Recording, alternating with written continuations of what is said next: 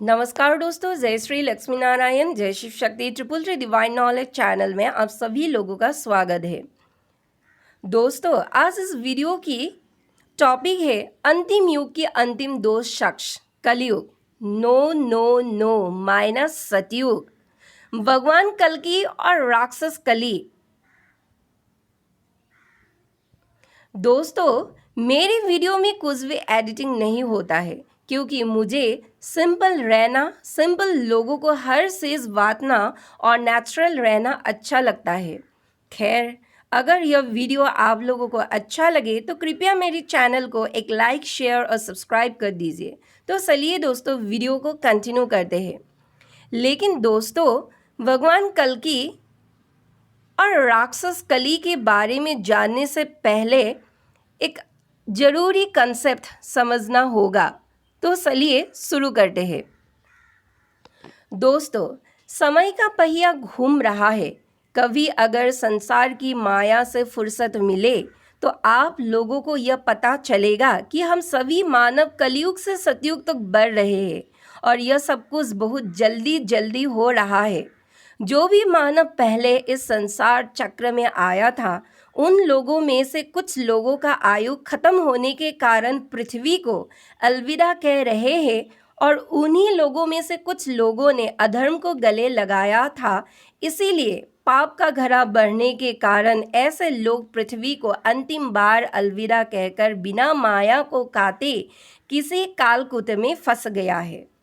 फर्क सिर्फ इतना है, जो आयु खत्म होने के कारण पृथ्वी को अलविदा कहा है, ऐसे लोग परमात्मा का दर्शन कर पाया है और जो लोग अधर्म के साथ खड़ा रहा, ऐसे लोगों को मरने के बाद भी कालकूट को पीना पड़ा। इसीलिए समय रहते अंतिम गति के लिए मानव को पहले से ही तैयार होना पड़ता है। जी हाँ दोस्त, पहले से ही तैयार होना पड़ता है।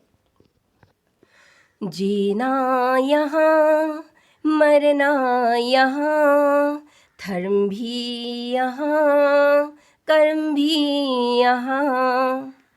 दोस्तों, ये तो था संसार पथिक का ट्रेलर जो 100% ट्रूथ है। धर्म से जुड़ा कर्म ही मानव को महामानव बनाता है। जीवन में कर्म के साथ धर्म को अपनाइए, लेकिन मूर्ख मत बनिए। यह गुण सभी मानवों को सुरक्षित रखेगा। कलयुग से सतयुग तक यात्रा में दो शख्स उभर कर आते हैं। एक है भगवान कल्कि और एक है खलनायक का किरदार निभाता हुआ शख्स राक्षस कली। क्या कभी आप लोगों को यह जानने का मन नहीं हुआ कि इन दोनों शख्स में आखिर अंतर क्या है? चलिए, मैं आप लोगों को थोड़ी सरल भाषा में समझाती हूँ। भगवान कल्कि इस युग का महानायक है और राक्षस कली इस युग का खलनायक है। भगवान कल्कि पथ में थके इंसानों को राह दिखाता है, खुद जलते हैं और उसी जलता हुआ अग्नि से आप लोगों के लिए भविष्य में एक नया ज्ञान लाएंगे। यह मेरी अनुभव है। वो ज्ञान हो सकता है समाज के नज़र से रूल्स ब्रेकर हो, लेकिन गजब का ज्ञान होगा दोस्तों, ये गारंटी देती हूँ। और राक्षस कली का रास्ता ज्ञान के नाम पर लोगों को अधर्म में उकसाना है। ना इस रास्ते में आत्मा की कल्याण है, ना ही मोक्ष का कोई विकल्प, बस जीवन भर सिर्फ भटकाव ही है। भगवान कल्कि नारायण की मौजूदगी में इंसानी फितरत में आंखों में शर्म है, इज्जत की दो रोटी कमा के खाने का विचार है, आत्मा की विकास का मंथन है, इंसानों के साल चलन में ठहराव है, वाणी में बुद्धि का पारदर्शिता है, सबकी मन की भाव को बिना कहे समझने में सुदक्ष कलाकार है, सबसे अहम एक ईमानदार और धर्मपरायण व्यक्ति बनने का जज्बा है। और इस युग के खलनायक राक्षस कली की मौजूदगी में इंसानी फितरत में धोखा, हत्यारा, चालवस, हवस से भरा भूखा वैरिया, आंखों में ना कोई शर्म, बातों में ना कोई बैलेंस, मस्तिष्क भूचा से भरे हुए, शराब, गांजा और ड्रग्स की लत, दूसरों की चीजें हड़प के खुद के आर्टिफिशियल गर्भ में छुपाना और गालियाँ ऐसा कि माँ, बहन, बाप, चाची सबको एक कर कर भत्ता बना देना। बानी जले हुए तीखी मिर्च जैसा, इज्जत जीरो, नंगापन 100%। चाल चलन गली का पागल कुत्ता, विचार दूषित और दोगलेपन का दौरा, आत्मा की लो में सूखापन जैसे मानो रेगिस्तान हो। सबकी मन की भाव को जाने दो और खुद की मनमानी को बढ़ावा दो। व्यक्तित्व में बेईमानी और जज्बा अधर्मपरायण। भगवान कल्कि नारायण की आदत पॉलिटिक्स में सामंजस्य बैठाना, देश के लोगों की सोच को एक मत बनाना और जैसे को तैसा देना इनकी फितरत में होंगे। और खलनायक राक्षस कली का आदत हर जगह गंदा पॉलिटिक्स कर सामुद्रिक तूफान लाकर साधारण जनता की मस्तिष्क में दंगे फसाद का भाव लाना। आज तक राक्षस कली लोगों की विचार को आपस में लड़ाकर बहुमत ही केवल पैदा किया है। यह राक्षस कली का स्वभाव है। दोस्तों, क्या आप लोग जानते हैं मैंने अंतिम युग के अंतिम 2 शख्स के ऊपर क्यों वीडियो बनाया है? ताकि दुनिया की बंद दिमाग की ताला को सच्चाई के चाबी से खोल सकूं। भगवान कल्कि धर्म के धारक है और राक्षस कली अधर्म के धारक है।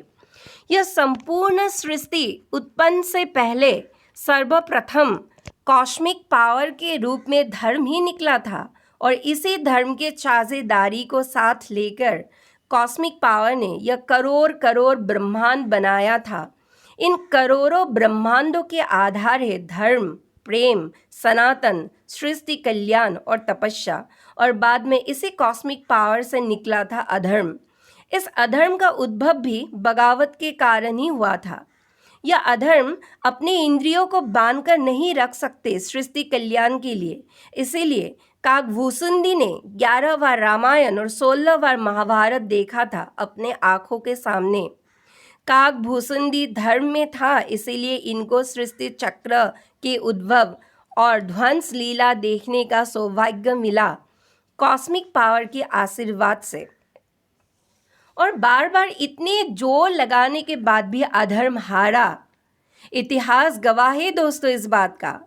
भगवान के साथ जो भी लोग कष्ट सहकर भी मरते दम तक खड़े रहे, उन्हीं लोगों ने भगवान की सच्चा संतान और मानव होने का अपना असल परिचय दिया। इसीलिए मैं परमात्मा की सच्चा संतान हर बार बोलती हूँ कि God is always great. There is nothing in this world except the God. The Kalki Narayan is Dharma. The Kalki Narayan is concept of cosmic order. Dear human, believe the God and God's principles. दोस्तों, उम्मीद है यह video आप लोगों की ज़मीर को ज़रूर जगाएंगे और जिसका जगा हुआ है पहले से ज़मीर, वो प्रभु कल्कि नारायण का सच्चा संतान होगा। अगर यह वीडियो आप लोगों को अच्छा लगा है तो चैनल को एक सब्सक्राइब कर वीडियो को एक लाइक और शेयर कर दीजिए। सभी धर्मात्मा का कल्याण हो, यही प्रभु से गुहार है मेरी ओर से। धन्यवाद।